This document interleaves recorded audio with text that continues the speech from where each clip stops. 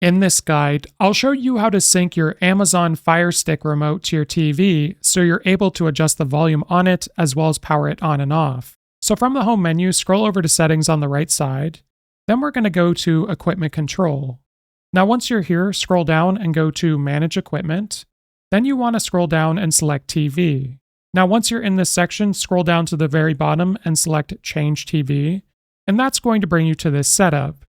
So scroll over and select Change TV again, and then just wait for the setup to finish. Then on this next page, you want to select your brand of TV, and once you've done so, you want to press the power button on the remote to ensure that it can turn off your TV. So after 10 seconds, you can turn your TV back on, and then select yes if it worked, select no if it didn't. And in this next section, it's going to play music, so make sure the volume's turned up on your TV. And when you press next, you should hear music playing. And at this point, press the up and down volume buttons just to ensure it's working on your remote.